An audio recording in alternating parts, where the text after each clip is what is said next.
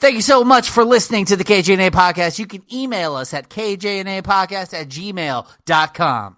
Give us a call or text or leave us a message at 858-848-KJNA. That's 5562. You can also find us on Facebook, Instagram, Twitter, Threads, TikTok, Blue Sky, and YouTube at KJNA Podcast. Don't forget, we have 6 hours of bonus content over on our Patreon, patreon.com/KJNA Podcast. And if you want to donate to us, find us at buymeacoffee.com/KJNA Podcast. Thank you so much for listening. Love you.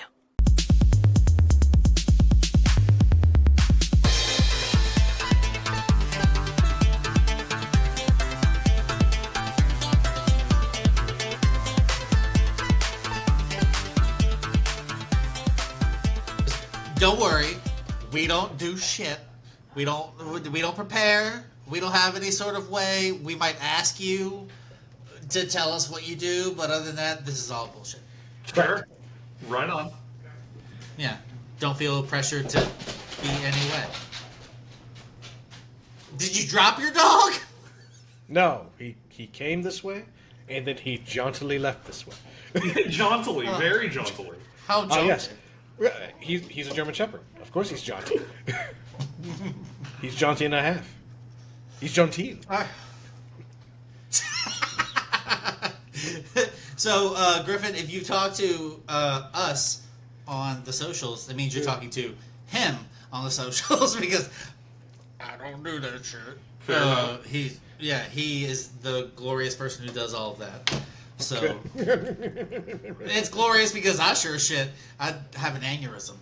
Sure, I can understand that. Alex doesn't do the social stuff either. Seems we have something. Did you just find your soulmate, Jay? Are we changing the name of the podcast? I'm not saying anything. Griffin, call me. Fuck you. Fuck this. Tired of this nonsense. Rufus, we're making a podcast. You know, what you weren't told is that this is actually an audition and an exit interview. One of the games. Oh. This is an intervention? As soon as I get the paperwork ready. Good luck finding the login to Riverside. I do that every day. It's just, I push the button. And I'm in. Every time. So I'm not late, am I? It's okay. Oh, no, you're actually like minutes early, so. Cool, that was my plan. I was actually streaming just before this. Oh, nice. Were you streaming? It's been a crazy long day. This is the second podcast I've done today. Oh, shit. So I have two podcasts. I did a music podcast this morning with my friend Mark Salient Point Buffalo Jones, and then I finished that, directly got into, like, continuing the stream, but I was playing Baldur's Gate with my friend. It's her first playthrough, so we're actually just one fight away from end game, like from end credits. Oh. And then we were about to go do that, and I was like, if the Nether Brain fight takes half an hour, then I can do it. Otherwise, I gotta go, because I gotta go do the second podcast today. So don't cut it. Don't cut the final fight. I've been up since 5 a.m. and I've been sitting down in this chair looking into this webcam since 6 a.m. Wow. Dang. How long were you streaming for? Today was... I just wrapped up, so like 11 hours? Something like that? God damn! Because the music podcast is also... the music podcast I convinced Mark Salient Point Buffalo Jones to do on stream. And it awoke his inner theater kid, so now he likes the attention and stuff. So we do the music podcast on Twitch, and then we edit. He edits it for time and content, and then I was like, all right, well, Mark's leaving, and then my friend just hopped into the thing. We shared chat, and then we continued with Baldur's Gate, and then I literally just got from that and hopped into here. All right. So, man, this man's over here multitasking and going hard as fuck. Yeah, you're like. The amount of time you were streaming, I was at my job. This is my job. I'm 2 podcasts, streaming, and self-published author. This is how I pay the bills. Damn, really? So how many people follow you on Twitch, and is that your actual moneymaker? Not enough. Well, it's never enough. I've got about 268, I actually realized that I'm going to be able to pay taxes this next tax season because of Twitch. Like I finally, I'm like, I get to pay taxes, and I was like, oh my god, I'm happy to pay taxes. What's wrong with me? You're an adult, sir. Right. And it's gross here. Well, I paid so taxes gross. before, but I get to pay them off of Twitch now. Like I've been able to make enough where I'm past that threshold. So I'm like, okay, that's something. And then the podcast is bringing in pennies, you know. Pieces Oh, you of get pennies? Pieces of He's pennies. made more than we have, Jay. Pieces of pennies. We made $11. And then the way more than I've ever made off podcast. That first time? $11, way more than I've ever made off. And then the writing, that's kind of generating. So yeah, every 2 months from Amazon. What are you writing? So I actually have one children's book, 2 poetry books, and a horror collection. Nice. And I have 3 other books that I decided to take down because they are really rough form. Yeah, I wrote one book, and I don't even know if it's rough form because I haven't reread it again. I posted it, and then after a month, I was like, I'll just make it free, and then I haven't looked at it again. It's been like 10 years. So the first book I ever wrote was basically me being like, okay, I'm going to sit down and write a book. And then I read it, and I'm like, man, this reads like a guy trying to be Hunter S. Thompson. Not doing that again. So then I wrote a second book where I was like finding my own voice, and I was like comfortable with it. I wrote a third book, and I was like, okay, I'm getting the flow of it. I know how to write. Those were all published on Amazon, and then I wrote a fourth book, which is just a huge collection of poetry and like think pieces and streams of consciousness that didn't fit in the first 3 books. That one, my girlfriend was like my editor and shit, and she was like, "You can't have no table of contents. You have to have page numbers. These are things people want." And I was like, "It's art. If they get lost in the book, they meant to get lost in the book." And she's like, "That's not how books work." And I'm like, I know. So that was art versus commerce the first time. You can't just be an asshole and call it art. Right. Okay. Right. So you say. So I know Jackson You're Pollock made a living supposed off it, right? Jackson Pollock got away with finger painting for adults. So the first 3 books I just took down because I'm like, fuck it, they're bad, they're rough, can't do it. Then I did the 4th book that was up. I did another poetry book that is paint by poetry. Instead of paint by numbers, there are poems that describe a painting, and then I left a page blank so that as you read the poem, you can draw out said image. And then I released that. Then I was like, okay, well, I have a bunch of ideas for kids' books and like bedtime stories. So I wrote a children's book, and then I was like, okay, well, now I need to write a bunch of horror stuff because there's no real cool horror out right now. So then I wrote a horror collection. And then last November, I wrote an entire book on stream because my stream told me I couldn't. And in 30 days, I wrote like 200 pages. And then Don't tell me that I'm the same way. Don't tell me I can't. Don't tell me I can. Don't fucking dare me to it's- not. Like, how dare- motherfucker. you think you come to this house and no, it was In your fucking face! Domain and tell me I cannot. right. So I knocked that out, and then I'm currently working on another horror collection. Okay. I mean, I'm peanut butter and jealous that you're able to do what you want creatively for a living. I know it's not. I'm sure it's not easy, but like, it's not. I'm the starving artist your parents always warn you about, and it sucks. Like, emphasis on. Don't tell your girlfriend that. She knows. She knows. Oh shit! She knows. I'm sorry. I tried not to let it out. She's fully aware. But I'm out of all 3 of those income streams combined, I'm able to limp in with like help on rent and things like that, necessities. So That's still cool because I mean, I'm working a bajillion hours a day and I'm providing for me and my 2 kids. That's it's enough. Yeah. I could not. But anyway, so I mean, he and I stream on Thursdays, but it's for charity. Not hell for, yeah. Hell yeah. It's for like a Veterans Against Suicide thing. Sure. Awesome. You can say the name. It's perfectly fine. Say the name. I know, Game Corps, yeah. Yeah, say Tech it. for Troops. Say it again. Game Corps, Tech for Troops. Oh, you say it. All right, say it better with your squeaky voice. Go for it. Oh, no. I can't say it with my squeaky voice. Oh, sorry, you already did it. Remember to give veterans the respect they deserve. Help veteran suicide. Help it. That's the opposite. I said prevention with a pause. Terrible pause. Very Shatner pause. Give it a second. That was a joke. We didn't mean that. Right. Exactly. But if you're seeing this or hearing this, give time You know to what we Game mean. Corps. Give time to Tech for Troops. They're always looking for e-waste. They have gaming hubs in 2 different places, a VFW and at a mental health facility. What do we need advertisements for when we got you, Jay? Hey! We got this guy over here. My bad. Hey. So, so how long have you been doing all this stuff? Like, have you been streaming? How long have you been streaming? Streaming about 2-3 years. Started making enough money to like to pay taxes this year. Became affiliate about a year ago. Now I'm just trying to do that partner push. Podcasting, the movie podcast Reboot Deboot has been going 5 years, and then the music podcast has been going for 2 months, and then the writing I've been doing for about a decade. Okay. So, I mean, one of your podcasts, we've been doing it longer. Yes. One of your podcasts, we've been doing it I don't less. know. What was your start date on the Reboot Deboot? Reboot Deboot was 2020, but technically it started back in 2013. Okay, so we didn't start until like 2022. So My friend you Ricky- still got us beat.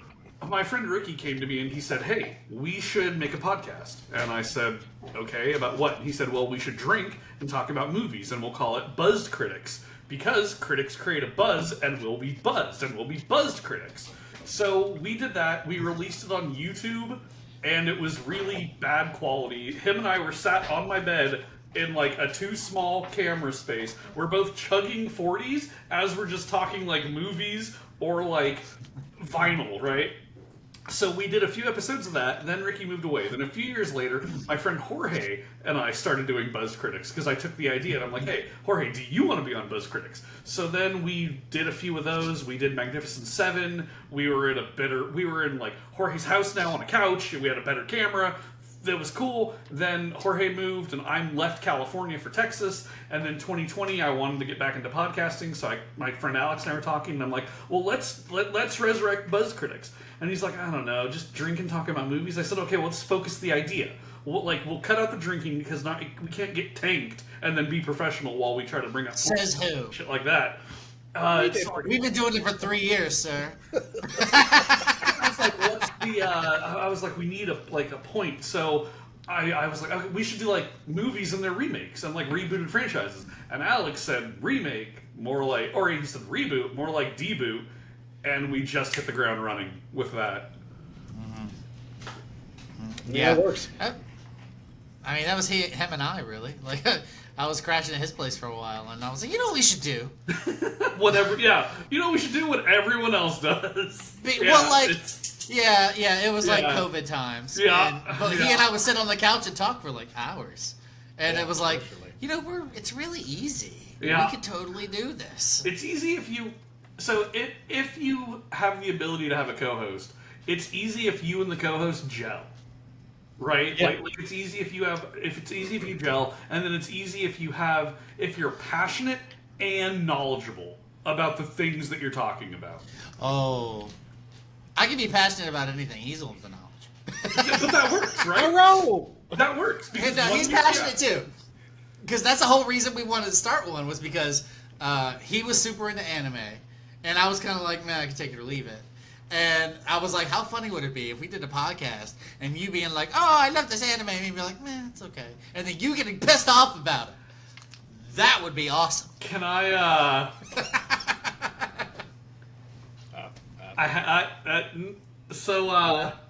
Jay, Yeah. how you doing? How you doing, Yeah. bud? So my friend was like, "Hey, you're looking for space westerns, huh?" And I was like, "Have you got some space westerns to give me? Like, what do you got? Do you got anything else? Like, you got Firefly Season 2 in your coat? What do we got?" So they were like, "No, I got this anime called Cowboy Bebop. You should check it The out." best fucking thing ever. And It's watched ever. it. And I watched Oh my it, God. And I was like, space western is not this. Kind of overrated. Don't see the deal. and there's nothing really. Maybe at the time in anime, like jazz was a thing. Like maybe it was new to like, but there was nothing revolutionary about the music that I've heard from Cowboy Bebop. But it is not a space western; it is a space noir in tone and in breakdown. The episodes break down into more noir detective stories that ape the 20s and 30s than they do the 1800 Western. Just because he's a bounty hunter, Western does not make. The environments, the outfits, even the language, way more noir-based detective stories. But he put a cowboy hat and a 6-shooter. Only in the first episode.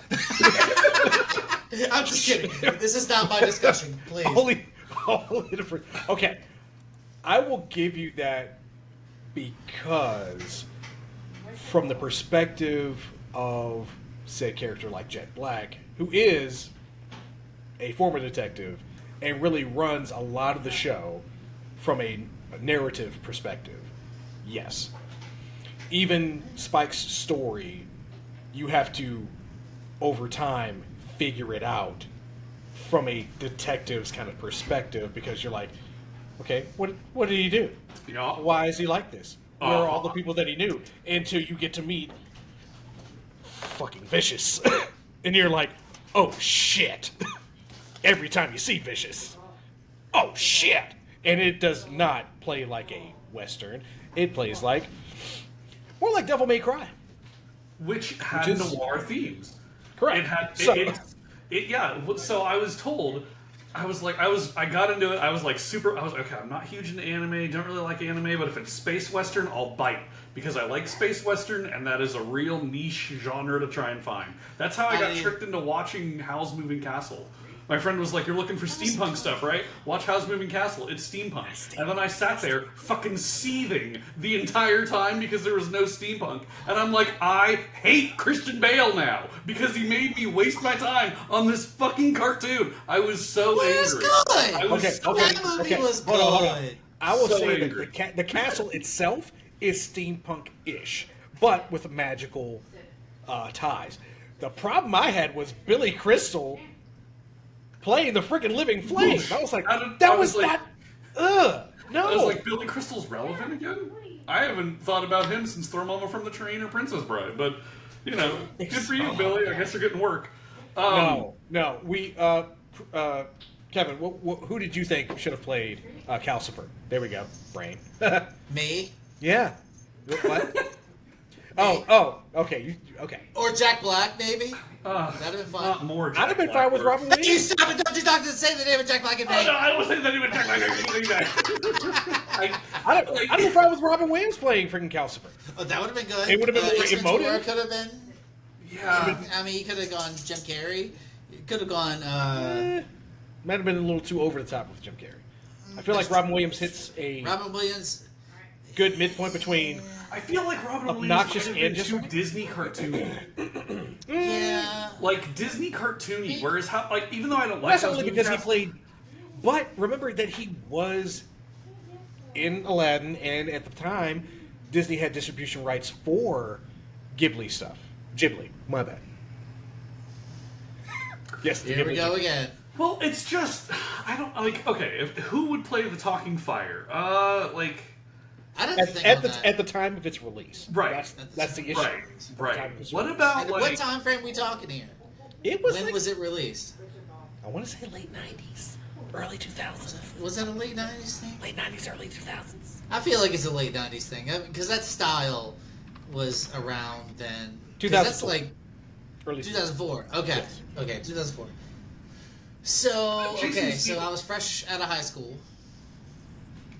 What a young, like, he's coming off of the heels of, we've got SLC Punk in the bag, right? We're getting right into the wave of, like, Jason Segel comedies. Okay. We're past, it's like Freaks and Geeks territory. We're moving into, like, Superbad, and Forgetting Sarah Marshall is later in the road. But there's a role for Jason Segel as that character, where he can be a little manic, he can be a little funny. Jason Segel is now good at he's best for breaking down, like a man in a break. What about like Matthew Lillard.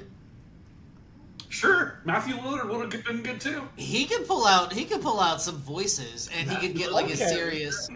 Because I mean, this is the guy who literally screamed in his car prior to his audition as Shaggy, just So to he get the could voice get the- just right for that Yeah. audition. Lillard would have been cool. That'd have been interesting. Okay. Yeah, he could have hit those off notes, because there was that time when the Living Fire got like big and bulky, and I would like to change your voice a little bit, even though I don't think they did. I don't think Billy Crystal did. Maybe so Elijah Wood, because I've Over the Garden Wall, right? Okay. Have you seen Over the Garden Wall? I've been forced to, yeah. Look at that shaking her head. Come on. It's really good. Every piece of like famous anime or like famous like cartoon thing, one friend or another has tried to get me to watch, and I'm like, I've never even seen that. I would just rather Cartoon watch. Network, right? I'd just rather watch some, I don't know, like drama or like horror show or something like Cannibal. I'll watch Cannibal, right? I'll watch Cannibal or MASH or X-Files, or I'm currently watching Slow Horses on Apple TV, but no one knows what Apple TV is, so that I'm amazed that show's gotten as many seasons as it does. But like, yeah. I don't know. I feel like as far as anime as a art form, I love how it looks. I mean, the dubs sometimes don't do the work justice, but This is true. the imagery, the fight scenes, sometimes the merger, if they do it right, the merger of CGI plus the 2D animation. If they do really that good. well, it looks If they do it really well- good. Like I said, when we did, oh God, what was the name of that movie? Promare. Promare was a Promare, great yeah. merger of 2D Yeah. and CGI. I thought that was amazing. I think Ajin was not so good with that conversion to a certain extent. There was what was that one? The Kingdom of the Dragon, Thorns, King of Thorns, King of Thorns, King of Thorns. I was thinking dragon because there was a dragon made out of thorns. in the Dragon movie. Tale, Dragon Story, Dragon Tale. It's Dragon Tales. It's Dragon Tales. It's Dragon Tales. It's I mean, Dragon Tales. but not terrible. But King of Thorns is on Crunchyroll? Crunchyroll, and it like they did a really good job of. I thought they did a really good job of merging in the 3D with the 2D, because like I love the 2D animation. Like if you get that Akira style where it's smooth, like that is my favorite. That I love that sort of animation. But just don't get me lost. The thing I can't stand about anime, and the reason I stayed away from it for so long, was because of like Bad story. Dragon Ball Z, where it's like half an hour of me watching this fucking show, and 2 seconds of actual story has happened, and they spent 30 minutes going. "Ah!" So many years ago, my friend and I, we were gonna make Dragon Ball Z a drinking game, and we picked the Cell Saga. So we're like, okay, we're gonna watch the Cell Saga, and we'll make it a drinking game. This will be fun. And by episode 3, we had to tap out because we realized we made it too good of a drinking game, which also is too bad. So we're like, okay, every time the camera cuts to a character staring into the middle distance, drink. Already a mistake, right? You can see where this is going. Because it happens almost every friggin' 2 minutes. Two Anytime- minutes. Okay, pause it. We gotta finish our drinks first. Anytime there is an off-angle shot of a character's face, anytime someone has a reaction, it's that, we did so many more like that we were like, okay, because we knew there were tropes, but we didn't know, like, we were like, oh, we can't do Anytime Powers Up, because that's all the show. So we're not going to do that. But we picked everything else that we knew were tropes, but didn't realize, like, oh my god, we just picked the other 80% of the show. Like, we can't. So at episode 3, we had to hit because we had already killed a 5th. We had already, like, the 5th was gone between us, and we're like, we're done, like, stopping, it's it, it's done, we're just... Tap out. Yeah, Tap out. no more. Tap out. It was rough. It was really rough. Oh my god. Yeah, it's gnarly. I will say, though, I love the hell out of Afro Samurai. Afro Samurai, I fell in love with. And We the watched movie, that, too. didn't we? at I least thought that we watched that one. Pretty sure we watched the first one. I don't think we actually made it to the second one. But yes, I Both think of them. the The anime and the movie. Both are awesome. I think we watched the movie. Yeah, the movie is phenomenal. I love the voice acting. I love the look. Every friggin' fight. Him and Gino? No? Gino. Yes? Yeah, Gino. Yes. Yeah. Yes.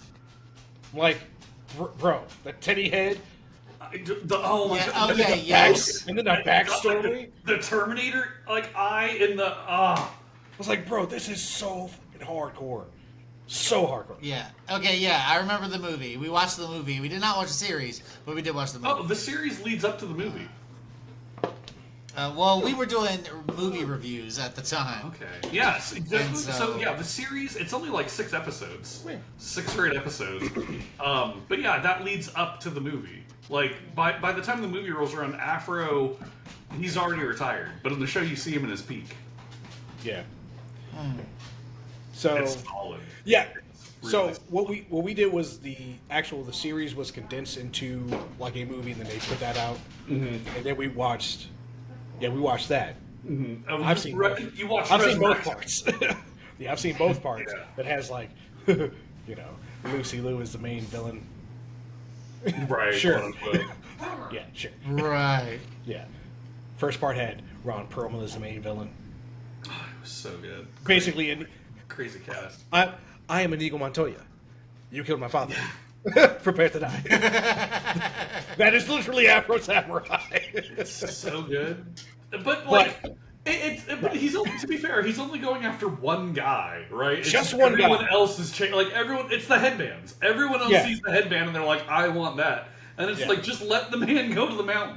He's not like just let him go. It's your life will be much easier. This motherfucker got the number 2 headband. All right. I know, every right. Nah. We gonna take that from you so we can take on the number 1. Do you even know who number 1 is? Do you really think you got the balls to take on number 1? This man got a third arm. You ain't seen it. You ain't seen it. Justice is such a cool villain. I mean, He is such a cool looking villain. Like, and to get Ron Perlman to play said villain, like that. I'm sorry.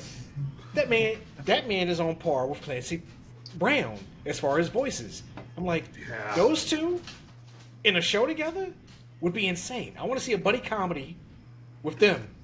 I want to see them do that. You're basically just asking for like Tango and Cash 30 years later. Yes. Yo. Animated. Ooh, animated Insane. Tango and Cash. Insanity. So they can just have free range to just go ape shit. Oh, what? They ain't got, and since they're older, they don't have to do shit besides sit in the booth. That's it. Right. But have you told him what our favorite anime is, Jay? Because we both agree. Yeah, it's I true. mean, We both agree. Kay, I'm his new co-host. This is your exit interview, remember? Of Oh, course I'm so he told sorry. me. Oh, I'm sorry. This is... Okay, well then, what did you think of it, Griffin? I What thought did it you was think of, fantastic. our I thought opinion? I thought it was fantastic. I thought it was one What of was the your most favorite part? revolutionary- I really liked the subtext where it was like Right. you see this one thing and you think that it's going to be this journey through like soul and self, but then you realize that it actually rises above that and it illuminates the human condition through the violence and the understanding. It's magnificent. Do you think the title was appropriate to what the subject of the anime was?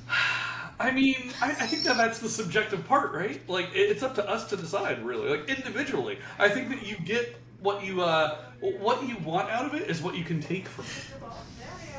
I fucking love those answers. Those are really good. Those are really good, stable, all bullshitty enough to go with anything answers. Thank you. But obviously has no fucking clue I have what the no hell we're idea. talking I have no clue. he skated over that effortlessly. That was Like Gretzky. skillful, sir. That was skillful, sir. Good for It you. was the most Gretzky thing I've ever seen in my entire life. Holy shit! That's the most. When you say Gretzky, all I think is Michael Scott. I mean, Like, I see skates. I see skates on ice. He's skated through it so easily, So what is the... effortlessly. Your name. Oh, okay. Sure. You know they It Have you is- seen it? I've seen your name. I think I actually might have to rewatch that because I think might be a future Reboot Deboot on that because they made they made a live action remake of it. What? Why'd you both? Did you not know this? Because they were like, wait, what? Yeah. Because that was like, it's a romance, whatever the fuck, but it was so fucking romance good. slice of life with like sci-fi. Yeah, and it's not our jam, but it was so fucking good. Okay. So it is in development currently. Yeah. Okay. Yeah. It's Your Name. Me and Jay were about to be like, I guess we know what we're watching. Yeah. For the next episode. Joel, I don't know how you feel about this name, but J.J. Abrams' planned remake of Your Name. He did start. Why J.J. Abrams? Hold on. Now, I don't care for what he did with Star Wars. I do care for what he did with Star Trek. He did do good for Star Trek. Did he? I do. Was Wrath of Khan superior, and everyone just gaslit themselves because we were having a Benedict Cumberbatch moment? First film? Now, what do you mean by that? Yes. Second film? Okay. Third? It's kind of iffy. What do you mean, really? Benedict Cumberbatch moment? He was Khan in the second Star Trek movie. In the Darkness. Okay. He was Khan, Noonien Singh.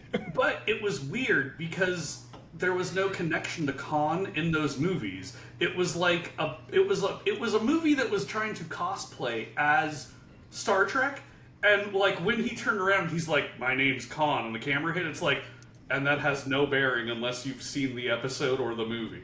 Like that has Correct. no bearing to anyone. Okay. Like I don't. It could have been any villain, and the fact that you've chosen one of the most formidable, probably like Ricardo Montalban as Khan in the great movie, right? Like Wrath of Khan is fantastic. I'm not even a huge sci-fi guy, but even I was like, this is one of the greatest sci-fi movies I've ever seen. And like, it was crazy that Benedict Cumberbatch and like he didn't. It was just strange. It's a strange. It was an effortless kind of thing. He just kind of like, I'm going to use Khan. And I like Benedict Cumberbatch, but it was weird for him to be like, you are Khan. Because Like he was toting so much at the time. I mean, the man Sherlock Holmes on his way to becoming Doctor Strange. yeah, but It kind of feels like that's... His name was pretty much known. yeah. I mean, that's kind of what they did with Venom in Spider-Man 3. Tom Where Hardy. it was like they didn't do Dick, and then all of a sudden they're like, hey, look, there's Venom, and you're like, And what? and What? It was like a minute and a half of Venom, and you're like, this is it? This is all I get? This was Venom? So, What? yeah. Look, the only thing I have to say on that one will always be studio executives, stop putting your hands in there when they don't need to be in there. Let the director do what he gonna do. Read the script. It's gonna be fun. It's gonna be fun. Let the fan do the fan. Let the fan do his fanning. He was gonna do one thing, and they were just like, "Nah, shove this motherfucker in there." Yeah, No, shove this motherfucker in there. Well, let the fan be a fan, but is sometimes too much of a good thing too much.